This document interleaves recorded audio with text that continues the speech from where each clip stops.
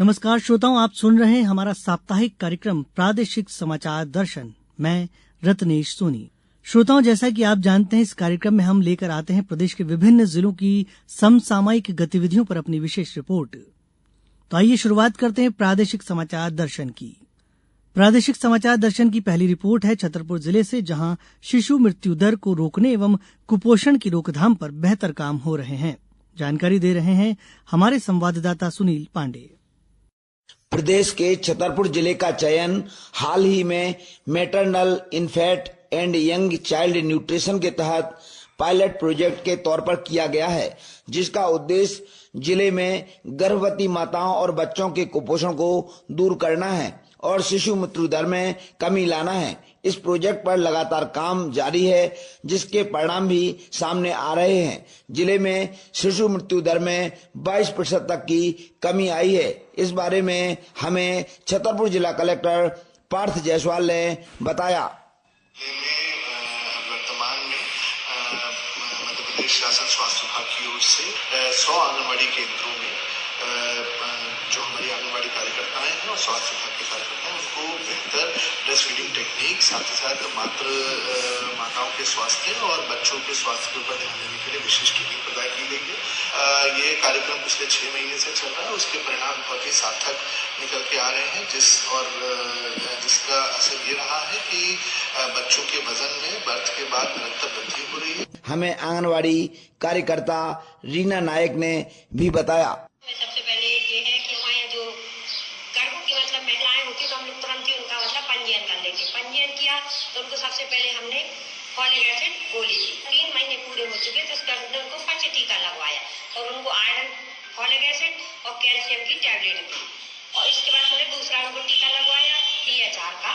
हर मंगलवार को 1 पैकेट देते हैं और उन्हें समझाई भी देते हैं कि पर डे में 125 ग्राम उसको खाना है, तो उससे भी उनको काफी पोषण मिलता है। कुल मिलाकर इस प्रोजेक्ट के माध्यम से जिले में महिलाओं और बच्चों के कुपोषण में लगातार सुधार हो रहा है। हाल ही में स्वास्थ्य मिशन संचालक द्वारा छतरपुर जिला कलेक्टर को एक प्रशस्ति पत्र भी जारी किया गया है। प्रादेशिक समाचार दर्शन के लिए छतरपुर जिले से सुनील पांडे। अगली खबर है बैतूल से, जहां समर्थन मूल्य पर गेहूं बेचने के लिए जिले के किसानों का रुझान बढ़ रहा है। पेश है बैतूल से हमारे संवाददाता मयंक भार्गव की यह रिपोर्ट। समर्थन मूल्य पर गेहूं बेचने के लिए बैतूल जिले के किसानों का रुझान बढ़ रहा है। समर्थन मूल्य पर गेहूं खरीदी शुरू होने और खुले बाजार में गेहूं का दाम कम होने से पंजीयन करवाने की तिथि करीब आने से समर्थन मूल्य पर गेहूं बेचने के लिए बैतूल जिले में किसानों का रुझान बढ़ता जा रहा है। अब तक जिले के 12,000 से अधिक किसानों ने गेहूं बेचने के लिए अपना पंजीयन कराया है। जिला आपूर्ति अधिकारी के टेकाम ने बताया कि पंजीयन की अंतिम तिथि 31 मार्च तक यह संख्या और बढ़ने की उम्मीद है। जिले में समर्थन मूल्य पर गेहूं की खरीदी 15 मार्च से शुरू हुई है। जिले के 3 खरीदी केंद्रों पर गेहूं की खरीदी जारी है। बैतूल मंडी में भी गेहूं की बम्पर आवक हो रही है। प्रादेशिक समाचार दर्शन के लिए बैतूल से मयंक भार्गव। दमोह जिले में इस बार कक्षा 10वीं और 12वीं बोर्ड की परीक्षाओं में नकल रोकने के लिए परीक्षा केंद्रों पर centralised control and command centre से मॉनिटरिंग की गई। ज्यादा जानकारी दे रहे हैं दमोह से हमारे संवाददाता अनिल जैन।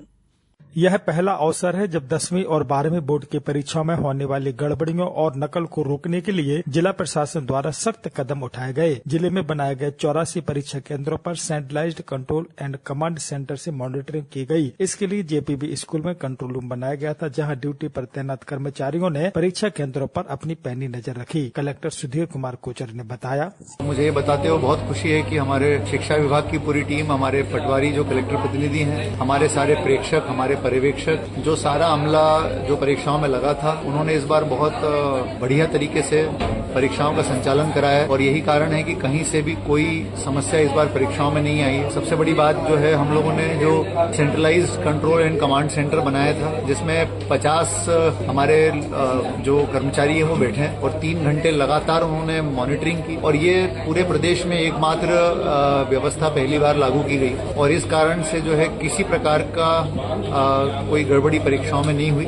खास बात यह है कि यह नवाचार मध्य प्रदेश में केवल दमोह जिले में ही किया गया है, जिसके परिणाम भी अच्छे दिखाई दिए। उम्मीद की जा रही है कि अगले साल यह सिस्टम पूरे प्रदेश में लागू हो सकता है। प्रादेशिक समाचार दर्शन के लिए दमोह से मैं अनिल जैन।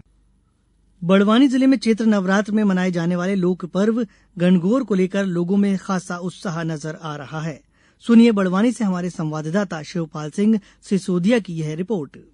पश्चिमी निमाड़ के बड़वानी जिले में इन दिनों निमाड़ के लोक पर्व गंगोर का आगाज हो गया है। शिव पार्वती के विवाह का प्रतीक यह पर्व 3 अप्रैल तक मनाया जाएगा। चैत्र नवरात्रि के एकादशी को माता की बाड़ी में गेहूं के पवित्र ज्वारों को बोने के बाद 1 सप्ताह तक इनको बाड़ी में सिंचाई कर पूजा अर्चना की जाती है। 1 सप्ताह पश्चात अर्थात तीज के दिन 1 अप्रैल को माता की बाड़ी भक्तों के लिए खोल दी जाती है, जहाँ से भक्त इन पवित्र ज्वारों को बैंड बाजों के साथ पूजा अर्चना कर घर लाते हैं, जहां इनकी आराधना की जाएगी। शाम को नदी तालाब या जल स्रोतों पर इन ज्वारों को ले जाकर सपरिवार पानी पिलाया जाता है। आगामी 2 दिनों तक माता के इन पवित्र ज्वारों को पूजा पाठ और आराधना कर 3 अप्रैल को जल स्रोतों पर विसर्जन किया जाएगा। चैत्र नवरात्रि को मनाए जाने वाले निमाड़ के इस लोक पर्व को लेकर इन दिनों लोगों में अपार उत्साह नजर आ रहा है। शाम को गली मोहल्ले गंगोर की झालरिया व गीतों से गुंजायमान है। महिलाएं वर वधू का स्वांगरज पातिया खेल रही है, साथ ही तंबोल का प्रसाद भी बांटा जा रहा है।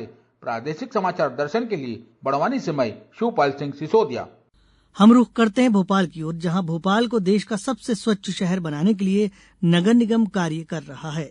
अधिक जानकारी दे रहे हैं हमारे संवाददाता मोहम्मद ताहिर खान। भोपाल नगर निगम स्वच्छता सर्वेक्षण 2025 में शहर को देश का सबसे स्वच्छ शहर बनाने के लिए पूरी मेहनत कर रहा है। शहर में स्वच्छता सर्वेक्षण के लिए 2 चरणों में सर्वे कार्य किए जाना है। इसके पहले चरण का सर्वे कार्य पूरा हो चुका है।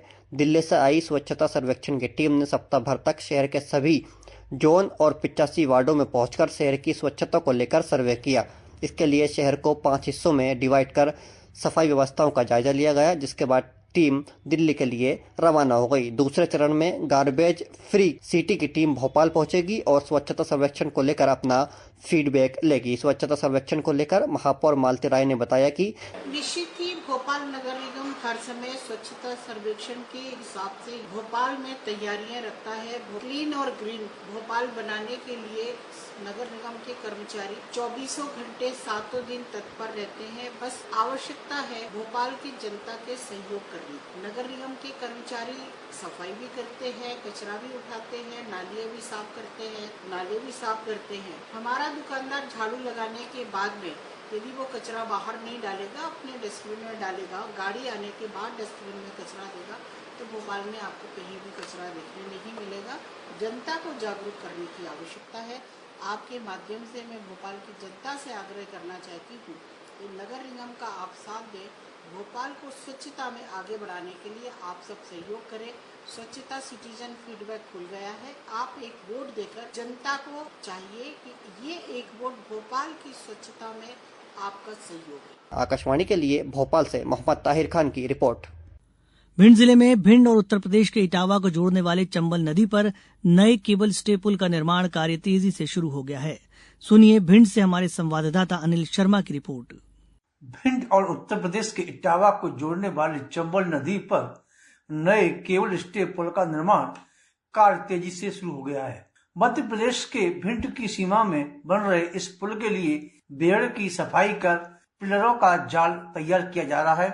केंद्र सरकार 296 करोड़ रुपए की लागत से इस पुल का निर्माण करा रही है, जिसके 2 सालों में पूरा होने की संभावना है। ग्वालियर भिंड इटावा नेशनल हाईवे 719 पर वर्तमान में मौजूद पुल 1975 में बना था, जो अब जीर्ण शीर्ण अवस्था में है। इस पुल में लगातार क्रैक आने, सस्पेंशन ज्वाइंट खुलने और बेरिंग व रबर में तकनीकी खराबी आने की समस्या सामने आ रही है। पिछले 3 वर्षों में 18 महीने से अधिक समय तक भारी वाहनों की आवाजाही बंद रही है।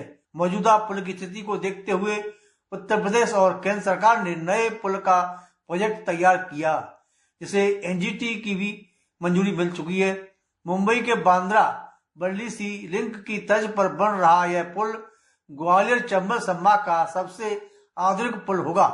नदी तल से इसकी ऊंचाई 14 मीटर रखी गई है। 2 साल पहले केंद्रीय सड़क परिवहन एवं राजमार्ग मंत्री नितिन गडकरी ने चंबल नदी पर नए पुल और यमुना नदी पुल से इसे जोड़ने वाली 4 लेन सड़क के लिए 296 करोड़ रुपए की मंजूरी दी थी। पुल को तैयार होने की जानकारी लगते ही फॉरेस्ट एसडीओ बुरा रायकवार की एनजीटी की गाइडलाइन का पालन करने के लिए मौके का निरीक्षण किया गया। पुल निर्माण एजेंसी के अफसरों से बातचीत की गई। प्रादेशिक समाचार दर्शन आकाशवाणी के लिए भिंड से अनिल शर्मा। छिंदवाड़ा जिले में किसानों को केल की फसल के रूप में नवाचार करने का मौका मिल रहा है, जिससे उनकी आर्थिक उन्नति के द्वार खुल रहे हैं। छिंदवाड़ा से जानकारी दे रहे हैं हमारे संवाददाता राकेश प्रजापति। छिंदवाड़ा जिले को प्रकृति ने बड़ी फुर्सत से गढ़ा है। यहाँ के मौसम और मिट्टी में हर प्रकार की फसलें और फलों को उत्पादन करने की क्षमता से नवाजा है। यहाँ की प्रकृति को समझने वाले उद्यानिकी विभाग के आला अधिकारियों के प्रयास से जिले के किसान भाइयों को नवाचार करने का मौका तो मिल ही रहा है, साथ ही उनकी आर्थिक उन्नति के द्वार भी खुल गए हैं। धीरे धीरे आधुनिक तरीके से खेती करके जिले के किसान भाइयों के लिए खेती किसानी लाभ का धंधा बनते जा रहा है, जो जिले के किसान भाइयों के लिए शुभ संकेत है। इसी तारतम्य में छिंदवाड़ा विकास खंड के ग्राम उमरण में केल की खेती प्रगतिशील किसानों द्वारा की जा रही है। केल एक गोभी वर्गीय कुल की सब्जी है जो कि ठंडे इलाकों में होती है। छिंदवाड़ा जिले में केल फसल का उत्कृष्ट उत्पादन होना जिले के लिए शुभ संकेत है। इस नवाचार से किसान भाइयों को साल भर का टर्नओवर 1 से 1.5 करोड़ के बीच हो रहा है। इस संबंध में उप संचालक उद्यान की ML उइके ने बताया कि उद्यान की फसलों के लिए छिंदवाड़ा जिले की जलवायु एवं मिट्टी बहुत लाभकारी है। इसी को देखते हुए केल की खेती जो गोभी वर्गीय फसल में आती है, जिसका उत्पादन 10 से 12 टन हरी पत्ती के रूप में लिया जा सकता है और महानगरों में 200 से 300 रुपया प्रति किलोग्राम हरी सब्जी एवं सलाद के रूप में इसका उपयोग करते हैं। और यह औषधि गुणों से भरपूर होने के कारण महानगरों में पाउडर के रूप में 1500 से 2000 रुपये किलो तक इसका भाव मिलता है। इसी को देखते हुए छिंदवाड़ा जिले के किसानों के द्वारा एक नवाचार के रूप में केल की खेती की जा रही है, जिससे उनकी आर्थिक स्थिति में मजबूती आ रही है। प्रादेशिक समाचार दर्शन के लिए छिंदवाड़ा से मैं राकेश प्रजापति। बात करते हैं बुरहानपुर की, जहां रेणुका देवी कृषि उपज मंडी में रबी फसलों की आवक में तेजी देखी जा रही है। सुनिए बुरहानपुर से हमारे संवाददाता गणेश कुमार बाविस्कर की है रिपोर्ट। बुरहानपुर की रेणुका देवी कृषि उपज मंडी में रबी फसलों की आवक में तेजी देखी जा रही है। पिछले 2 दिनों में 6,541 क्विंटल उपज मंडी पहुंची, जिसमें सबसे अधिक 3,171 क्विंटल चना, 3,110 क्विंटल मक्का और 481 क्विंटल गेहूं शामिल है। इस वर्ष तेज गर्मी के कारण फसलें जल्दी तैयार हो गई है, जिससे कटाई और बिक्री का सिलसिला अपेक्षा से पहले शुरू हो गया है। खासकर होली के बाद आवक दोगुनी हो गई है, जिससे मंडी में गतिविधियां बढ़ गई है। हालांकि समर्थन मूल्य पर खरीदी अब तक शुरू नहीं हुई है। गेहूं खरीदी के लिए एकमात्र केंद्र बनाया गया है, जहां 155 किसानों ने पंजीयन कराया गया है। वहीं चना खरीदी के लिए 900 किसान पंजीकृत है। हालांकि चना और गेहूं की आवक बढ़ी है। शासन का समर्थन मूल्य केंद्र शुरू होते ही किसानों को इसका भरपूर लाभ मिलने लगेगा। प्रादेशिक समाचार दर्शन के लिए बुरहानपुर से गणेश कुमार बाविस्कर की रिपोर्ट। वहीं बालाघाट जिले में आंगनबाड़ी केंद्रों में क्रियान्वित होने वाले पोषण भी पढ़ाई भी अभियान के लिए आंगनबाड़ी कार्यकर्ताओं का 3 दिवसीय प्रशिक्षण आयोजित किया गया। जानकारी दे रहे हैं हमारे बालाघाट संवाददाता श्रीनिवास चौधरी। बालाघाट जिले के आंगनवाड़ी केंद्रों में क्रियान्वित होने वाले पोषण भी पढ़ाई भी अभियान के लिए जिले की 2516 आंगनवाड़ी कार्यकर्ताओं का 3 दिवसीय प्रशिक्षण आयोजित किए गए हैं। जिला कार्यक्रम अधिकारी दीपमाला सोलंकी ने बताया कि भारत सरकार के पोषण भी पढ़ाई भी अभियान आंगनवाड़ियों में 0 से 6 वर्ष तक के बच्चों के लिए नवचेतना, अनौपचारिक शिक्षा एवं दिव्यांगता चिन्हांकन से जुड़ा हुआ कार्यक्रम है। प्रादेशिक समाचार दर्शन के लिए बालाघाट से मैं श्रीनिवास चौधरी। तो श्रोताओं, ये था हमारा कार्यक्रम प्रादेशिक समाचार दर्शन। आज के लिए इतना ही, फिर मिलेंगे इसी दिन इसी समय। दीजिए अनुमति, नमस्कार।